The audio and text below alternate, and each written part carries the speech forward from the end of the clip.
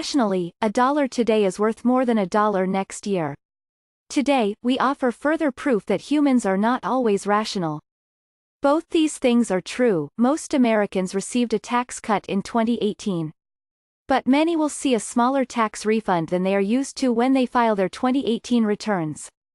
Unpacking this seeming contradiction reveals a lot about the psychology and politics of taxes, and has big implications for anyone who wants to reform the way the government raises revenue.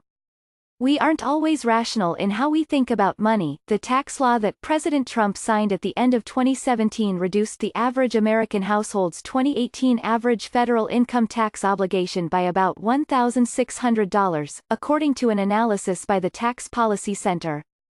To reflect those lower taxes, the IRS published new tables to determine how much employers should withhold from each of their workers' paychecks and send to the government.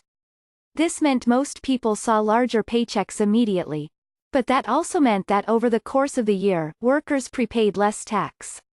In a perfect world, the lower withholding and lower tax bill would be about equal to each other, and people filing their taxes would be no better or worse off than before in terms of their refunds.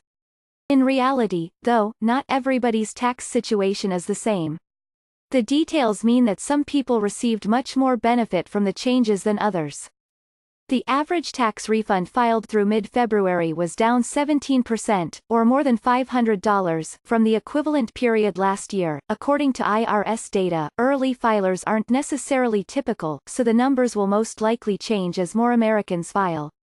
Still, some people have seen even larger reductions in their refund, or found that they now owe the IRS money. And plenty of those people are irate about this, as evidenced on Twitter and in news coverage. But Economics 101 would suggest that this trade, getting the money early and receiving a smaller refund or owing money to the IRS at tax time, is the better deal. Which would you rather have, an extra $50 in each bi-weekly paycheck, or a $1,300 refund payment in a single lump sum in April of the following year? The simple idea of the time value of money, that $1 today is more valuable than $1 tomorrow, suggests you should want the higher weekly paycheck. When you withhold more in taxes than you ultimately owe, you are giving the United States government an interest-free loan. You're better off calibrating your withholding so that you have no refund, or owe a little when you complete your tax form, although you want to keep that obligation low enough to avoid IRS penalties.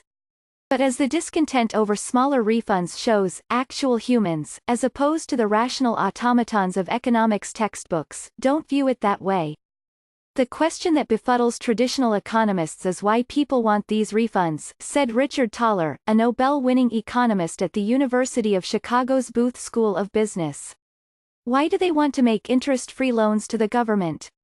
If they just went out and met a non-economist, they would find that people like refunds. Essentially, the Trump administration chose to set withholding tables that created a short-term political talking point, your paycheck went up, but that are likely to make people less happy over the medium term, your refund shrank. The term behavioral economics, for the study of psychological dimensions of how people make economic decisions, had not yet come into use when the United States introduced tax withholding during World War II. But the creators of that system showed keen intuition about behavioral economics lessons that would become more formalized decades later. At the time, the government needed to raise a lot of money fast for the war effort. If it had simply increased tax rates and expected everyone to write the government a large check at the start of the ensuing year, there would have been popular outrage.